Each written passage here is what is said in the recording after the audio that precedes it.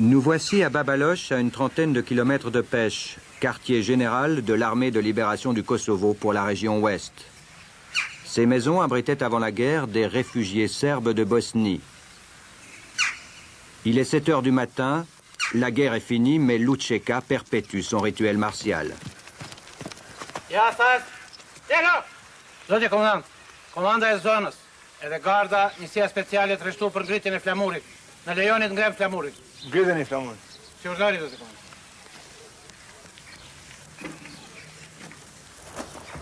Gadi, tu! Ja, stas! Rado!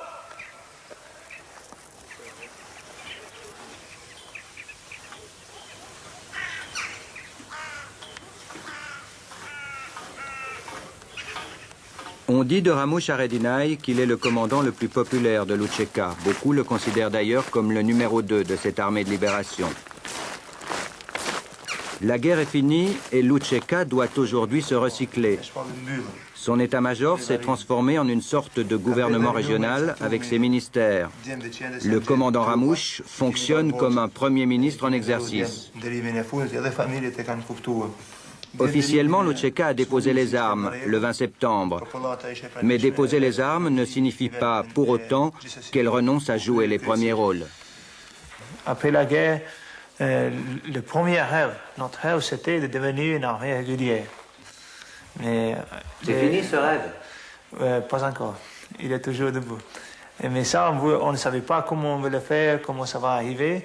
Mais on était sûr qu'on ne pourra pas avoir le même visage autant de paix qu'autant de guerre. Mais pour les questions de l'avenir, on veut faire quelque chose et on insiste à une force de sécurité, une force de défense pour le Kosovo pour après demain ou après 3 ans ou 5 ans. Ramush Haradinaj connaît bien la Suisse. Il y a vécu 6 ans. Durant ces années-là, il rêvait déjà d'une armée de résistance prête à se soulever contre les Serbes. Il a beaucoup travaillé pour cela, tout en gagnant sa vie comme maître de sport dans un fitness à Lesin. Le voici aujourd'hui, à 31 ans, promu héros de la nation.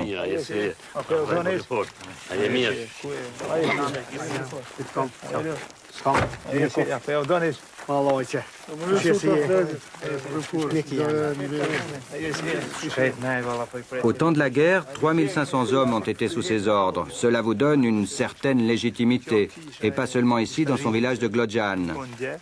L'homme ne s'en cache pas, il a de grandes ambitions pour l'avenir.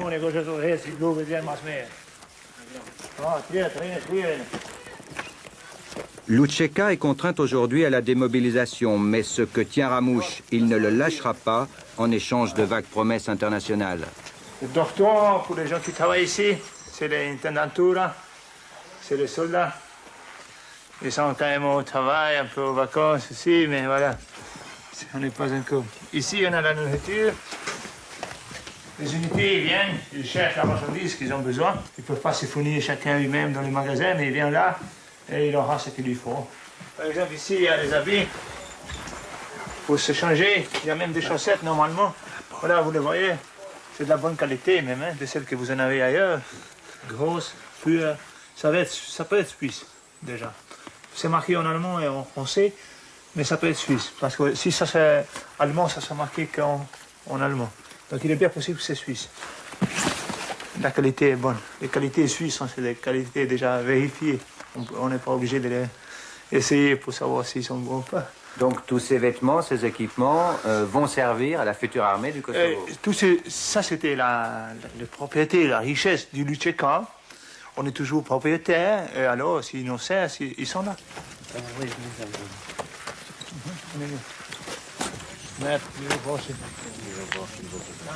Il faut comprendre que le moteur du vie et le moteur du peuple du Kosovo, c'est les jeunes. Une bonne partie d'eux, c'était aussi les moteurs de Lučeka. Donc c'est eux qui ont fait tout ce travail.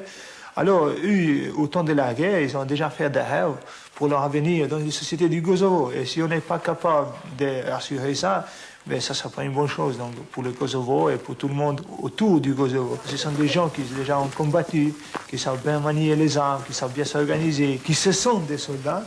Eh bien, actuellement, s'ils ne sont pas contents de la société, c'est pas bien pour la société.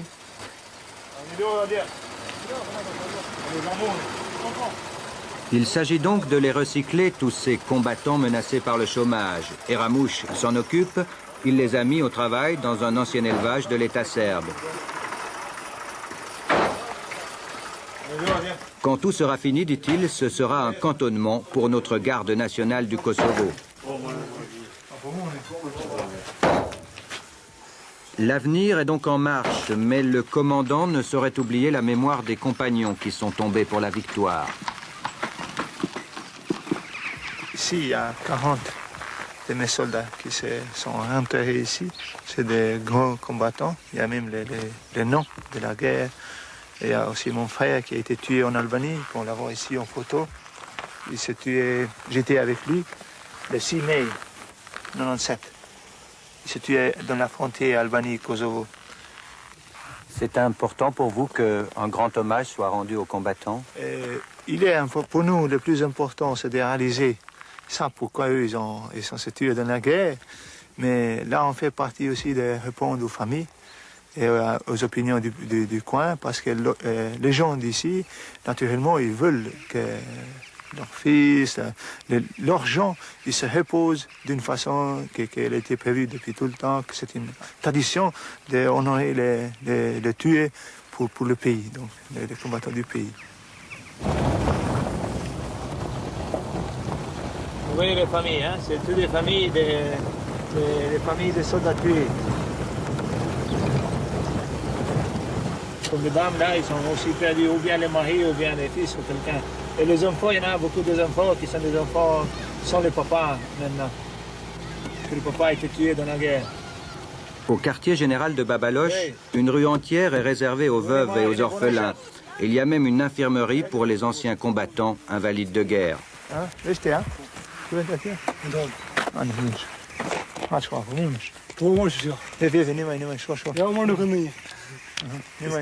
qu'est-ce qu'il a eu? C'est un obus. C'est un obus. Le temps de la guerre qui a pris sa jambe.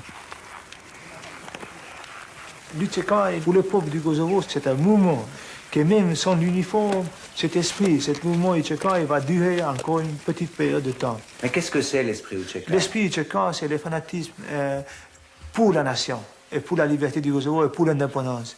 Je ne dirais pas les fanatismes, mais les gens décidaient d'y arriver à l'indépendance, de sacrifier énormément pour soi-même, de ne pas travailler pour soi-même, de travailler pour la nation et pour l'État.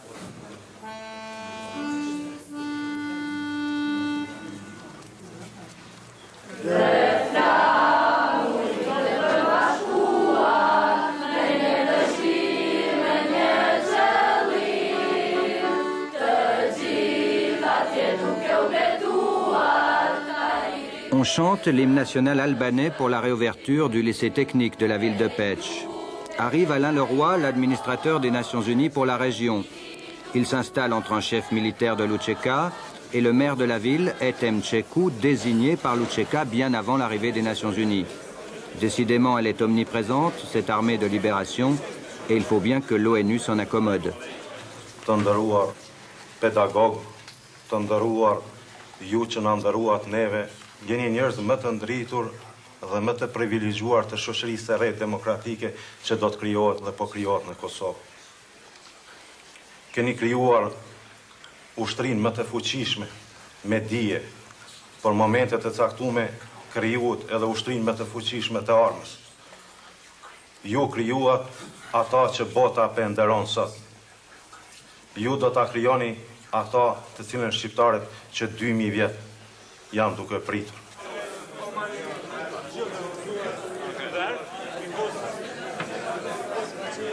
We go back to Yudmik, Duki.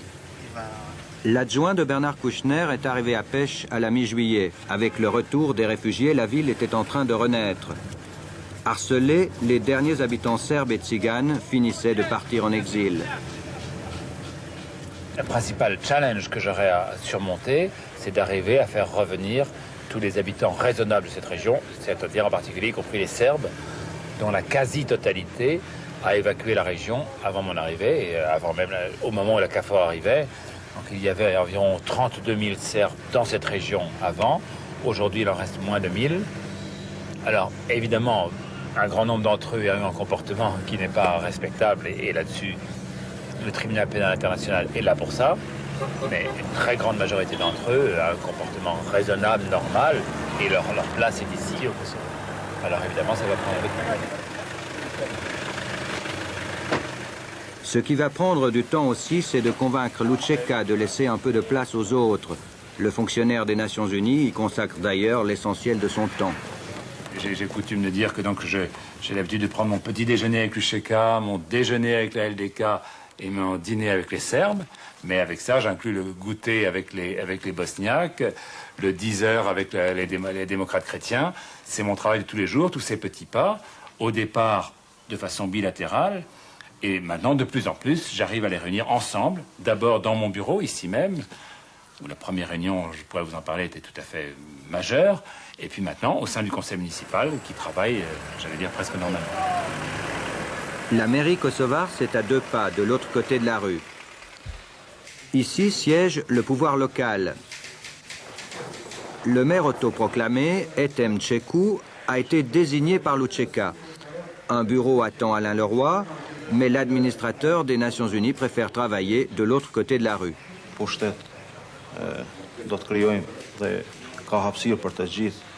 Nous allons créer le gouvernement.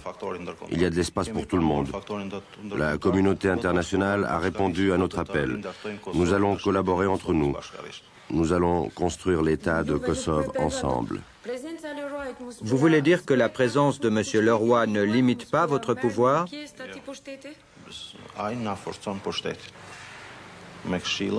Non, il renforce notre pouvoir. À travers ses conseils, sa collaboration, nous sommes une société ouverte, une société qui tente de s'ouvrir davantage et de permettre à tous de contribuer à la reconstruction de la Kosovo. Notre philosophie politique nous mène à collaborer et à accepter la collaboration. Chez les uns et chez les autres, il est de bon ton de louer les vertus de cette collaboration. Les gens de Lučeka, pour le moment, font preuve d'ouverture d'esprit, et en tout cas, ils sont sensibles à mon message, qui est toujours le même, qui est « Je suis tout prêt à travailler avec vous, à condition que ça soit pas seulement avec vous, que l'administration soit d'une part pluripartisane, et d'autre part pluriethnique. » Et tout cela, depuis votre arrivée, se passe sans friction particulière? Je ne dirais pas sans friction, mais se passe de façon très correcte. Voilà qui est dit de façon fort diplomatique. Dans la capitale, Pristina, le temps serait plutôt à l'orage. L'ONU ne cesse de se frotter aux provocations de Lučeka. Entre le discours des uns et celui des autres, on appréciera les ambiguïtés. Nous sommes encore au début d'un processus. L'important pour nous, c'est de préparer le climat, d'avoir un climat démocratique pour pouvoir organiser des élections. Ce qui se passera par la suite, nous ne sommes pas aujourd'hui en mesure de lire le futur. Nous avons un mandat de préparer des élections dans un climat démocratique, c'est ce que nous allons faire. La communauté internationale ne peut pas l'indépendance du Kosovo. La communauté internationale est ici pour la paix au Kosovo. Mais naturellement, c'est le peuple du Kosovo qui travaille pour son avenir et qui le pense à l'indépendance, et que la communauté internationale, elle n'est pas formée pour le contrarier. Parce que c'est la volonté d'un peuple qui a été massacré, qui a été torturé. C'est un peuple martyr, les Kosovars, et donc il n'y aura personne qui pourra les contrarier. Et donc le seul objectif possible pour vous, c'est l'indépendance? Le seul. Stop! Stop! Shoot!